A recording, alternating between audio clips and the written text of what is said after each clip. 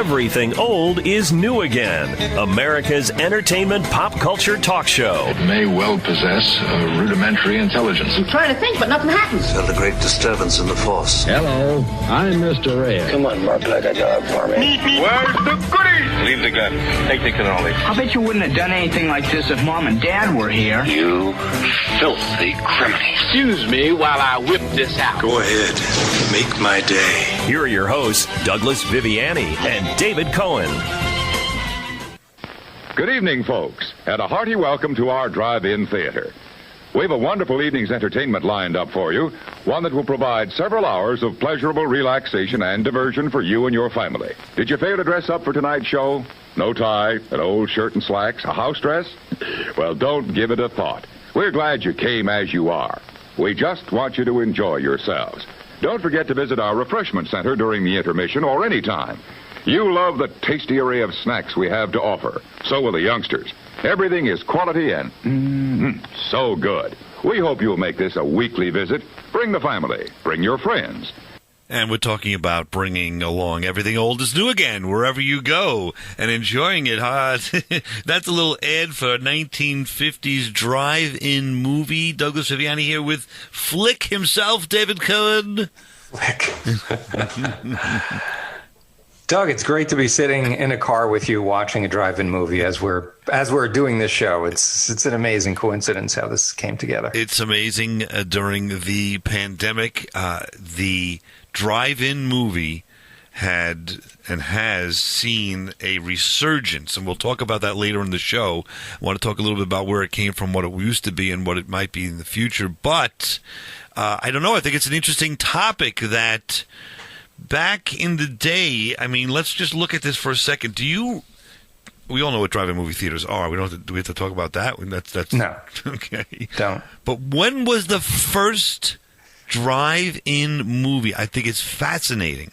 When do you think let's see. of it? So first you needed a car. Okay. So the car was the 40s or something, 30s, No. 40s, and then the movies also the movies were there already. I would say 1 to 5 years after the first Model T was on the market, they did a drive-in movie.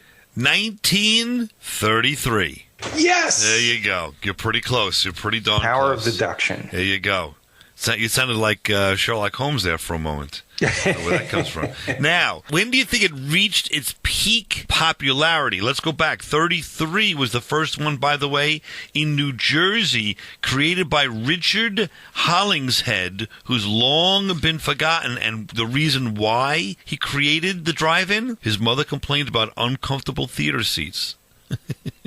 So he figured, well, all right. It's all it took, right? Now, think about it. Back in the 30s, what kind of cars did they have? They had these kind of luxurious, leather-seated, big-ish... Did they? I don't know. I can't speak to the comfort of the first cars. You never I go would to have these... guessed they were uncomfortable. You never gone to these old, antique car shows or swap meets or when they've got the cars out? They're all over Long Island. Does it sound like I did? No. No, it doesn't. They're all over Long Island all the time. Leo, myself, and my dad used to go all the time. These cars... And they're comfy. The seats were comfy. Absolutely. These cars were like couches. They were tremendous. So there's your idea. The peak of that was when, do you think? Give me an idea. Give me just the peak of the drive-in movie? Yeah. It had to be the 50s. Yeah, 50s and 60s. At some point, they had 4,000 drive-in movies in the U.S.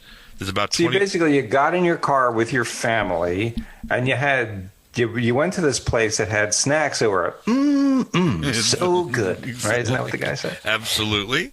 And you just sat there and you watched the movie, and they put the little speaker up to your window, right? And what else do you want?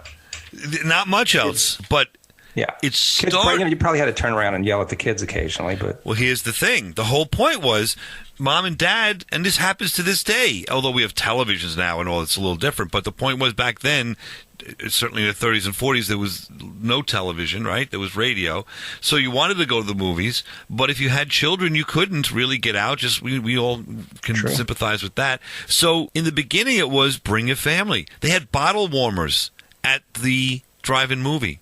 Bottle warmers? Yes. They had playgrounds behind the screen or in front of the screen for kids to play in. They had little boat rides. So Well, it makes sense because, pitch black at nighttime. Why not let your kids roam around in some random playground? Well, that would be the thought of a modern-day boob like us. I thought the same exact thing, but looking into it more, no, what you do is you'd go to the theater early, and you'd have the kids play at the playground and so forth beforehand. Run themselves into the ground. Correct. And then the movie would start, and they probably would fall asleep in the back of the car. Got it. Of course, that makes more sense. And you'd have dinner. You'd have your hot dog and hamburger and popcorn in the car. Which was like served to you, right? You can have it served to you back in the day in the 30s and 40s. Don't think the 50s too much. That started to go out. Okay, right. I remember my dad had to get out of the car and go order something at the concession stand and bring it back. Yes, but these pictures here I'm looking at 1940s. They would definitely bring it to you. Back in the day. So, I mean, a very cool way to see a movie, but now what kind of movies? Would you see, classics? Would you see great movies, not so great movies? We'll get there. We'll talk about that too. But I want to see, just a kick here, there's a little clip I'm going to play of a documentary that's on YouTube talking about drive-in movies, and it's called Drive-In Movie Memories, talking about why we're nostalgic, if we even are, about drive-in movies. Why I feel such a warm glow of nostalgia when I think about drive-in movies. But I do. And I think of them now as a wonderful part of Americana. It was a great era. I love the look of them. You could put your seat back and put your feet up and be comfy and cozy. It was big escapism. This is where the guy who worked all day in the railroad. Pack the kids up in the station wagon. And you just kind of kick back and you watch the movie. And it's just great. Have a good old smoochy time. To do everything but watch the movie. My mother and father were in the car, and if we were play at the playground, watch the drive-in movie, you remember as you would your first kiss, your first car, your prom, those innocent times that you spent as a child with your family. Now, David, you've gone to the drive-in once. You wiped the tears from your eyes first, and you were telling us off the air. I think you were saying something you saw. You remember the actual names of the movies you saw? I'm pretty sure we went to see Towering Inferno. Remember that? That was one of those big disaster movie when those were big in the 70s. Yep. We saw Towering Inferno. It was a double feature drive-in. And the second movie was a movie called Save the Tiger that starred Jack Lemmon. And as a kid, I remember hearing Save the Tiger. I'm like, oh, that sounds pretty cool. Might be a tiger in it, that kind of thing. But it was this very straight, talky drama, adult-oriented movie. We were instantly bored when it came on. And I think my parents, they tried to watch it. They tried to shush us, but it wasn't working. And eventually, I think we left halfway through it. Well, and we had an intermission during those days in between movies, and this is what you would hear. It's intermission time. Time for refreshment. During the next 10 minutes, you're invited to visit the refreshment stand, where you'll be greeted with fast, friendly service. You'll find hot dogs, juicy hamburgers, and mouth-watering delicious pizza.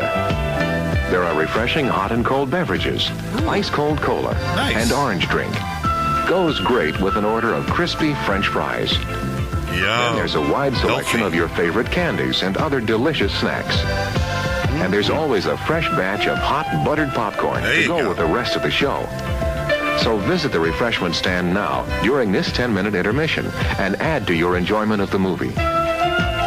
We're happy to have you with us tonight and hope you'll come back often. Seriously, if you're a kid, how could you not want to go to the drive-in movies? Definitely. It was a real, it was an event. And you're there with your family, which is cool, and you're watching the same movie. I mean, that didn't happen all the time. Some of them were good, some of them were bad. But then you'd just have that chance to have something you never had before. Show starts in 9 minutes.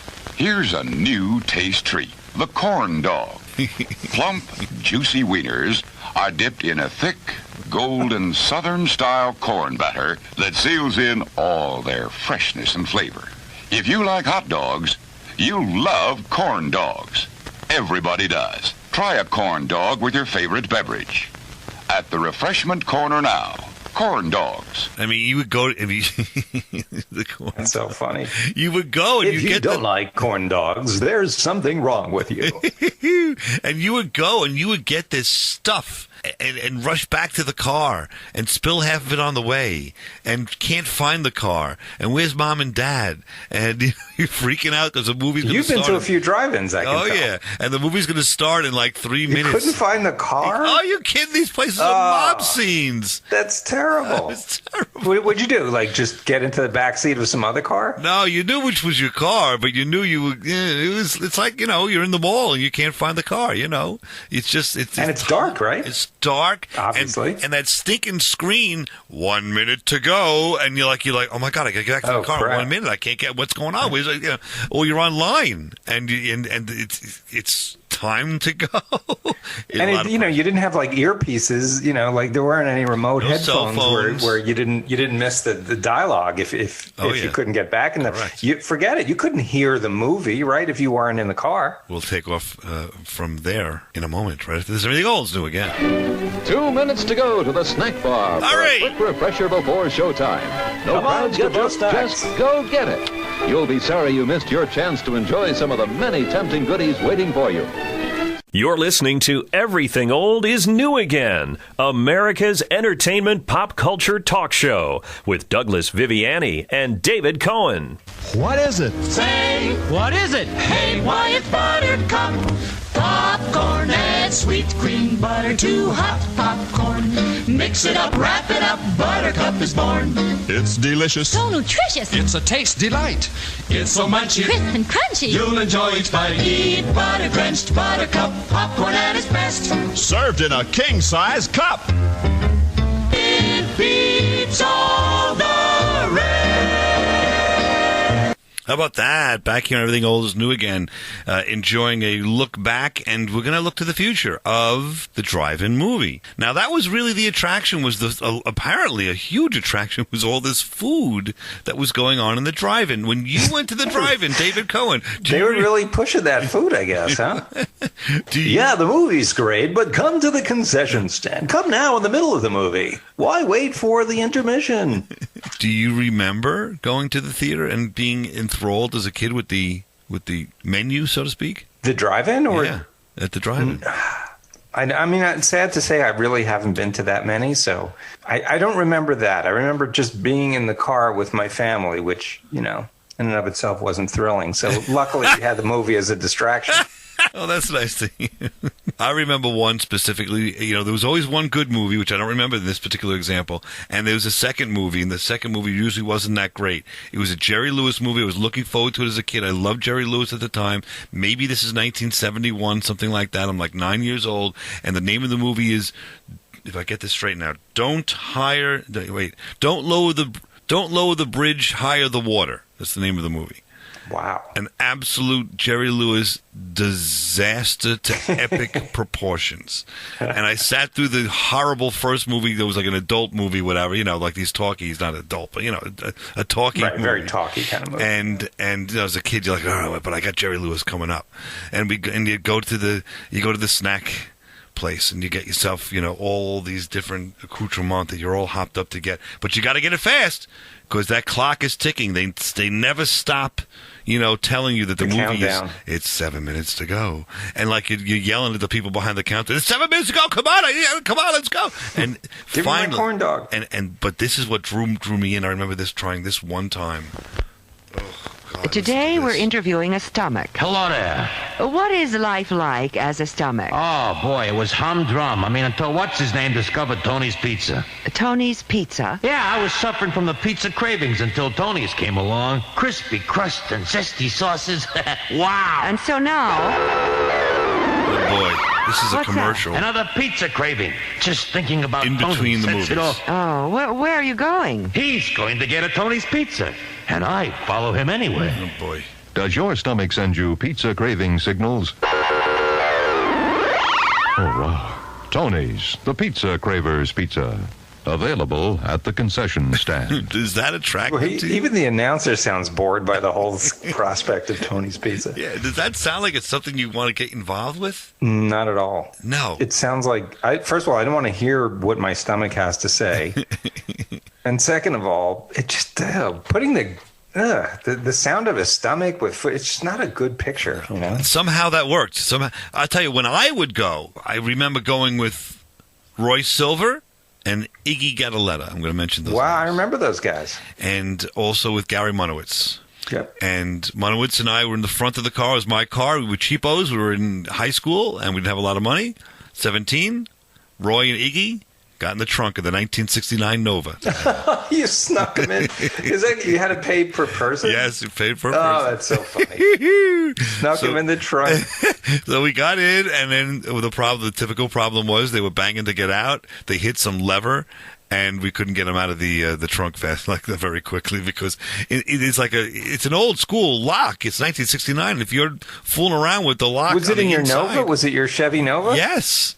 That thing was a hunk of junk. I'm surprised you couldn't even get out of the driver's seat car door, let alone the trunk. Yeah, by the time I got it, was trouble. You're right, because that was wait. So they were banging on the trunk. They couldn't get out. Couldn't get out. So finally, I got them out. But if you play around on the inside with the lock, you could fool around with it. Where you trigger something, and it's all mixed up in there. Anyway, no, I've never been locked in a trunk. I wouldn't know. But, yeah, it was a little bit of a nightmare. And we finally got them out, and they were okay. And we all watched the movie.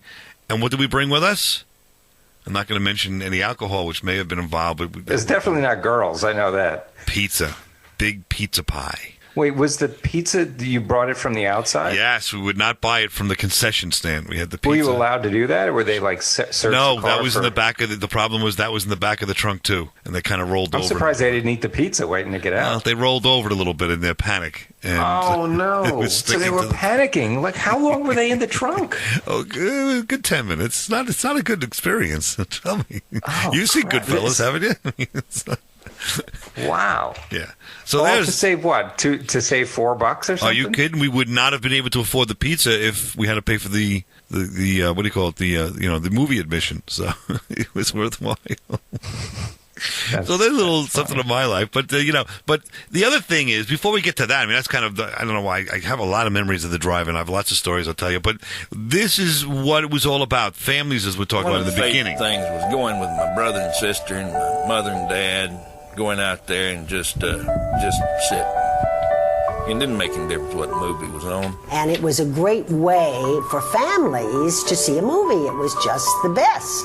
You didn't have to have a babysitter. You could take your children. You could have if you had a station wagon or a back seat, you took a couple of blankets and some pillows, and you watched the movie and they went to sleep and it was all right, You'll be glad to know that we provide bottle warming service at refreshment stand. They did a lot of things that appealed to kids because they found out that a lot of times the reason you were going there is, a young couple has 3 kids and suddenly they can't afford to go to the movies. Drive-in had playgrounds as a convenience for the family, for their children. The drive-ins had horseback rides. They had mono rockets. They had trains or little go-karts, and some even had like ponds where you could ride a little motorboat around in the middle of the theater before the movie started. They had every conceivable thing that a child would want to do. So it was almost like a little amusement park. So the child would drive their parents crazy, begging them to go to the drive-in and go early. There you go, and go early to the drive-in movie. Now, that was before our day, but I could see this as being like a real cool thing as a kid, and now once you've got that ingrained in you, go ahead. It's not going to work. It's not going to work today, though. Well, that's that part of it. Why not? Why would you say? Because the kids are going to be in the back seat on their phones, and they're not going to be, and it's going to be distracting, and there's going to be fights, and nobody does like the one screen experience anymore. You know what I mean? Yeah, it's a nice idea. And maybe we're getting into the future of drive-ins in the next segment. I don't know, but anyway, I can tell you one thing though. Right now, the image of Roy Silver and Iggy being stuck in your trunk has just ruined the entire drive-in movie experience for me. With a pizza, by the way, with a hot pizza. And by the way, for our viewers don't know this, but Roy, he was a big guy, and I'm just picturing both. And Iggy wasn't a little guy either. So two, pretty big guys in a muscular, trunk. like they were athletes. These guys, yeah, they were athletes, and they were both in the trunk. So usually in the movies, you see like one person in the trunk, and that's bad enough. So both of these guys are in the trunk at the same time. We have to call them up. With a pizza and the spare tire, right? Iggy lives down the road. I got to give him a call. I got to get him on. The spare tire is in the car also. Yes. I'm just trying to paint this picture here. Yeah, it's trouble. And then when did they realize they couldn't get out? They didn't. I just said, I'll get into it. I'll be there. Okay, hold on. Monowitz is grabbing my, hold on, Gary, leave me alone, whatever, I was just like stalling while I was finagling with the key for a while, and then hold on a second. They're looking at us. We were like, remember, you can't open that trunk while someone's looking from the movie theater company, so to speak, because they'll notice and they'll charge you the other two. So I would pretend like, look, they're looking at us. Well, it'd be just a second. Meanwhile, I'm jiggling the keys. Like I don't even think they knew that they were locked in there, so to speak. But they were in a long time. They panic at some yeah, point? sure, they were in a long time. Come on, get us out of here. They didn't know necessarily that I couldn't get them out. I wouldn't say that. I see. That would have been. Yeah, that would have been trouble. Panic. Yeah, no. They would just. We were just like, no, they're looking at us. We got to give it 5 minutes. Hold on, and I'm jiggling the key and trying to. Man, and it finally worked. It finally worked, and so it didn't ruin their night by any means. It ruined our night that we ruined the pizza. That was the worst part of it all. This is what happens. The whole plan, dude. It messed the whole plan up, right? That was the whole point of it. This is what all the other teams were doing at the time. And Jim Nicholson and their American International Pictures counted on that drive-in audience. The major companies didn't really understand the value of young people. They got their films into those drive-in theaters, and they certainly delivered the goods. I mean, look at these. Motorcycle gang, drag strip girl, runaway daughters. It didn't necessarily matter what it was about. War of the Colossal Beast, Blood of Dracula. It mattered that you had a great poster. We decided whether or not a film was going to be made based upon the advertising campaign that we were able to come up with. Boys would take girls and want them to snuggle up a little closer and be scared, and the girls wanted to play coy, and so if they were a little frightened, they could use that as an excuse. So that's it. We had Roy, Iggy, myself, and Gary in the car, and we would much have preferred to be there just on a date. Just, just wasn't happening for us, the four of us. Yeah. But that's where the drive-in movie took a turn. Drive-ins, if you went with a young lady, that smuggling human trafficking, that turn. If you went with a date to the drive-in, I remember seeing Superman 2 in the drive-in with a young lady. This was a date. Oh yes. Oh, okay, all right. I want to hear this one. Now, that was a different ambiance. You didn't sneak in pizza. So of all the movies you could take a date to, you took her to Superman 2. There wasn't much choice. There's not that weren't really that romantic. many. Well, no, wait a minute. You're kidding? This guy in that outfit and with the hair and the then she looks at you. Come on, that's the problem. I don't know. That's the problem. I could have stopped you. Why didn't you tell me you were doing this? By the way, thanks for all the invites to the drive-in movies. Where was I doing? I swear you told me no every single time. I definitely asked you. Did I really? You were not a drive-in guy. You would not do it. There's no way you were going to the drive-in movie, and I don't know why. We'll explore that in a minute. When you're back, and everything else new again. It's intermission. Rise and stretch time. Time to refresh yourself and visit our snack bar. Got a yen for hot popcorn? Your favorite soft drinks are sparkling cold. The Juicy Frank sizzling hot. There's delicious coffee. Now, back to America's entertainment pop culture talk show. Everything old is new again, with Douglas Viviani and David Cohen. So I'm not getting a cold. Oh, no. It's just probably a little drive-in dust, that's all. See the startling answer in the shocker of the moment. Sandy! Oh, Sandy, don't worry about it. Nobody's watching. Sandy, get off me! Sandy, what's the matter with you? I thought I meant something to you. You think I'm going to stay here with you in this tin wagon? You can take this piece of tin? Sandy, you just can't walk out of a drive-in. There we go. Everything old is new again. We are exploring the drive-in with David Cohen. And we left off here, David. And then here's one, for example. I know for sure that we asked you to go see, and I know you didn't like the movie, but the Blues Brothers at the Comac Drive-In, and you said no. I always thought that was odd. You would always say no to the drive-in. I was like, all right, well, we're going. Did I ever tell you why I was saying Never did. I don't know what that was. Do you remember? I guess I was so neurotic back then. My gosh. I mean, I believe I have no recollection of that, by the way, but I believe it because God, it was so much fun. Why would I say no? Because I was neurotic. I'm surprised you were friends with me. I really am. What was the attraction? Just the laughs, I guess. No, you're a good guy. I don't know why. Okay. You know what made you define the neuroses? Like, what you think you had a memory from your parents' time that you? I'm trying to think like why I would have constantly said no to a drive-in movie. I just. Maybe you heard the story about Iggy and Roy. I don't know. It's possible.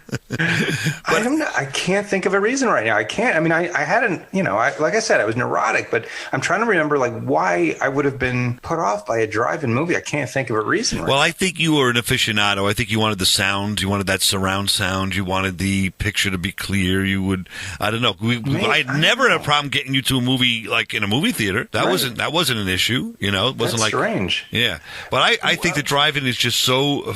I cut you off. What were you gonna say? No, 'cause I wanted to hear about the date. Yeah, so the drive-in was great for a date because you would go and. Can you mention who you brought? No, you can't mention. I can't mention this young lady. Would I know? She's the recurring. Okay, I know who you girl mean. Okay. that's always in my high school stories.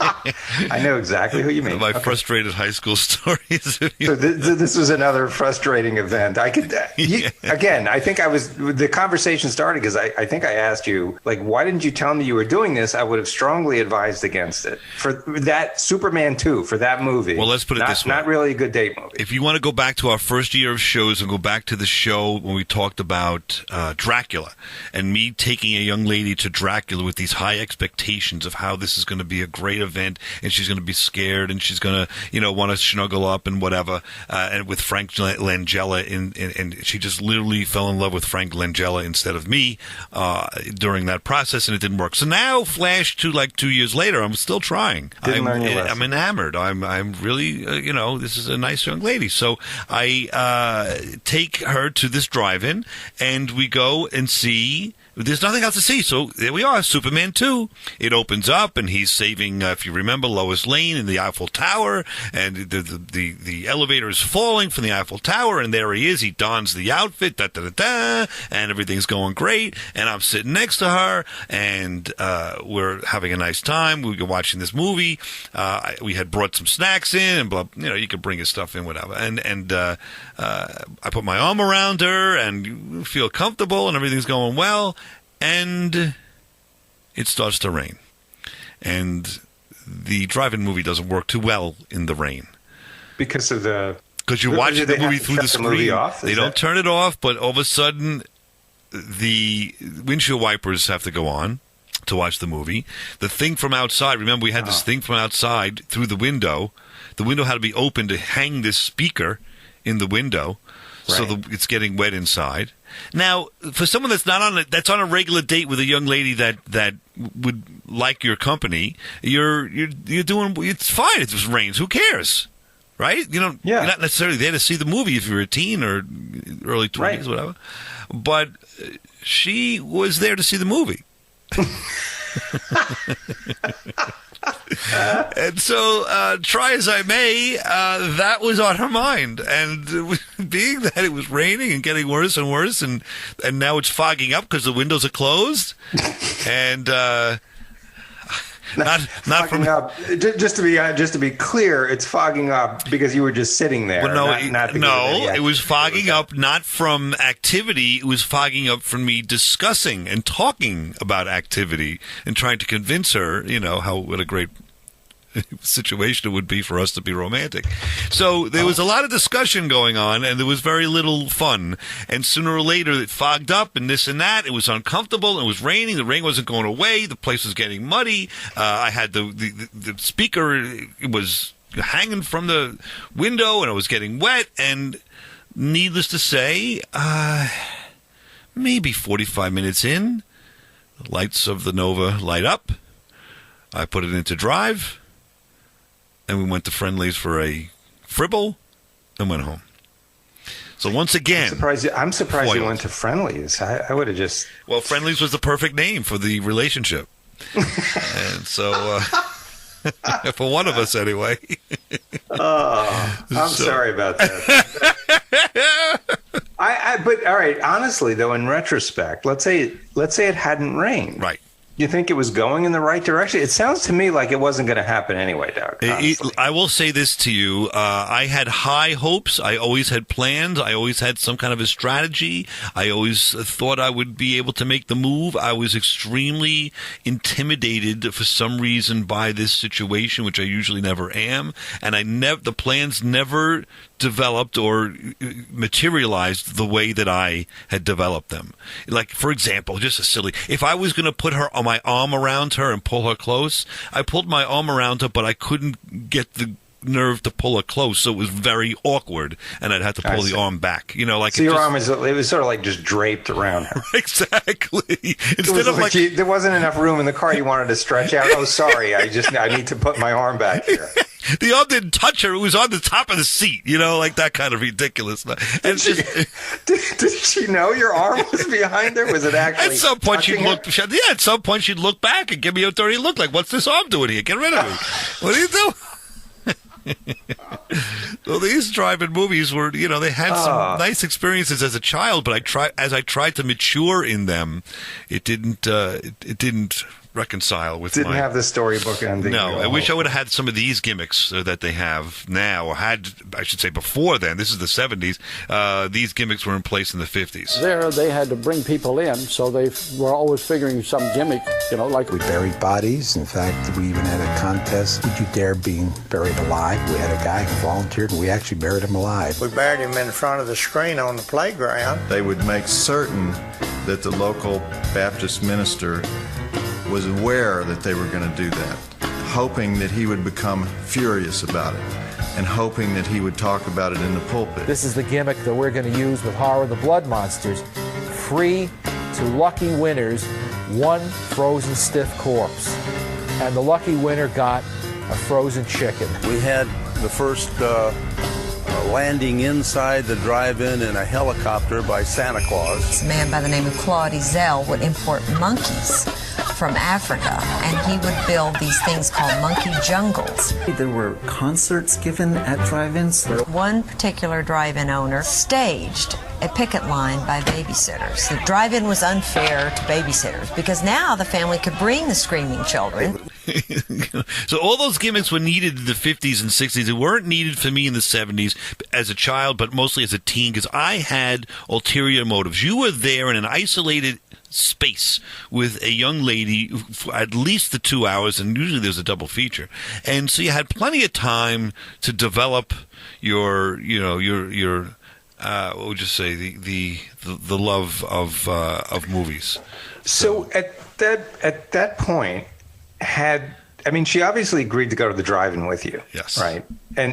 And look, it was pretty common knowledge, correct me if I'm wrong, if it's a male and a female at a drive-in movie, single, especially in your teens in high school, that there was some expectation of a little hanky-panky, right?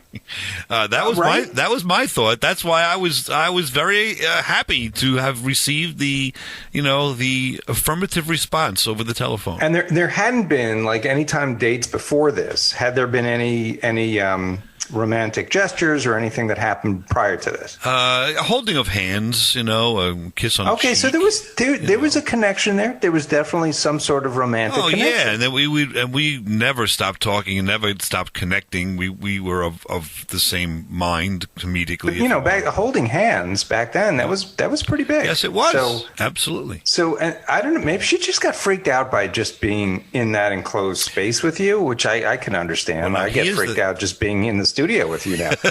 So it could be a little, that probably had a lot to do with it. Well, here's the thing, too, looking back. Let's be honest. Let's look back. I was 17. She was 16. My daughter's 12. I can not imagine her being in a drive-in movie in 4 years from now with some guy wanting to kiss her. You know what I mean? And I can't imagine her being mature enough to deal with that. So giving her a break. The 16-year-old girl, she wants to see the movie. That's something wrong with that. That's all she wanted. Anyway, we'll be back. Everything else new again. Trans driving, branded a fool. What will they say? This is Everything Old is New Again, America's entertainment pop culture talk show. Things are heating up. Cars are lining up as the sun sets over a sold-out night at the drive-in. A scene many of us remember from our childhoods or a Friday night out. But this is 2020. Established in 1933, Camden, New Jersey receives credit as the first official drive-in. Step right over to our refreshment center. Fast forward to the 1950s and 60s, more than 4,000 drive-ins marked the peak of this trend.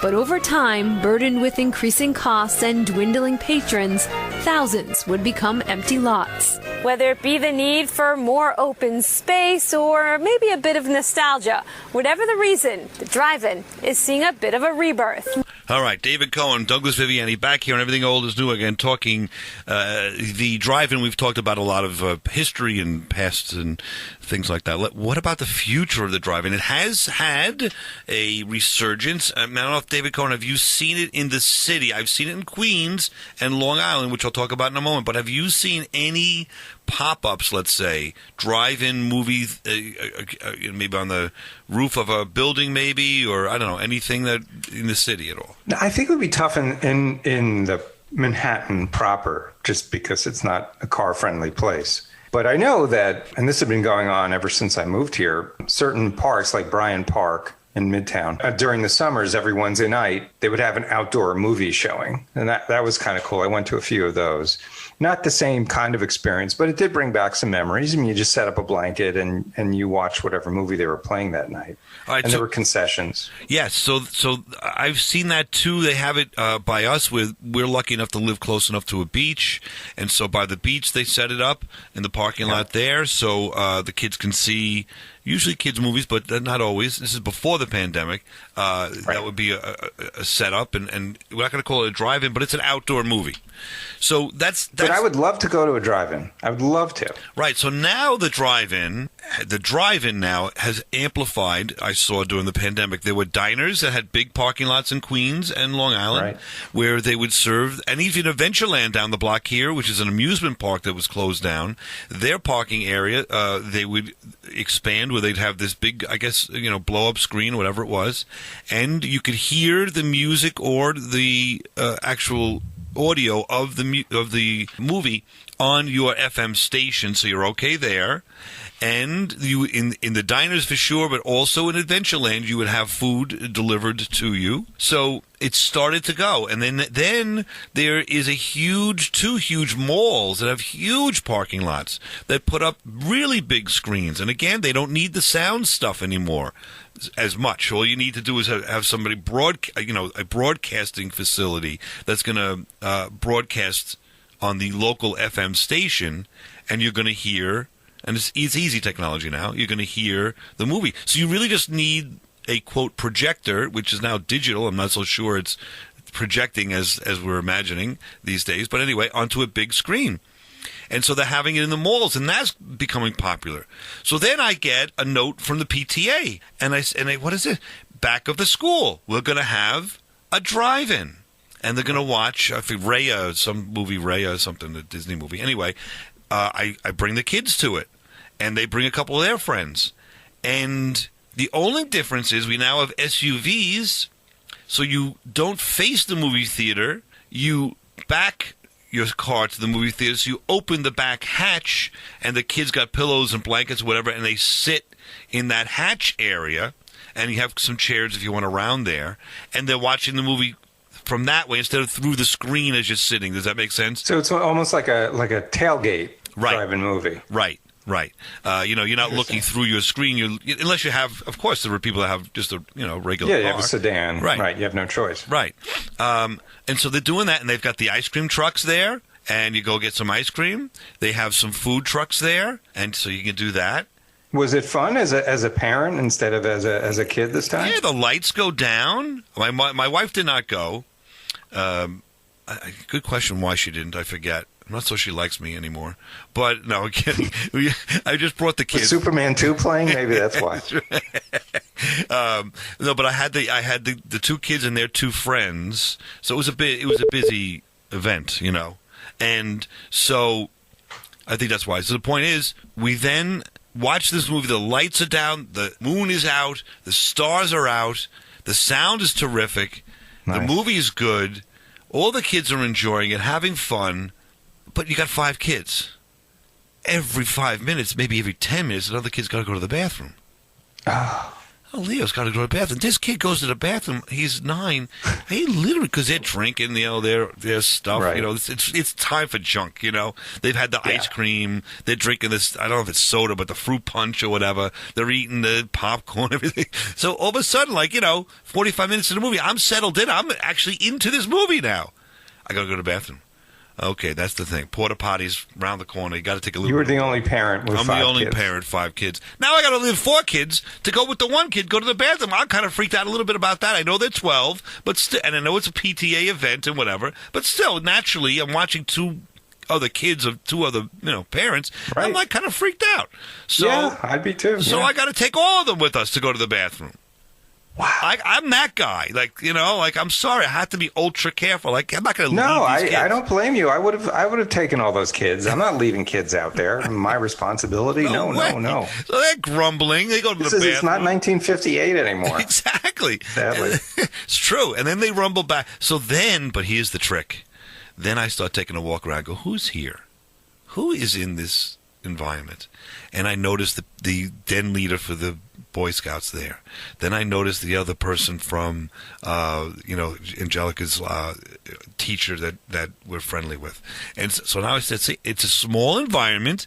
Everyone's cool. Everyone's having fun. All of a sudden I noticed the parent that's not drinking. There are cars of 4 parents and 2 kids, and 3 of the parents are having a cocktail. They're having a nice little time for themselves. Then I see people cooking steaks and cooking hamburgers and hot dogs on the grill. I mean, people are going all out. They're tailgating it.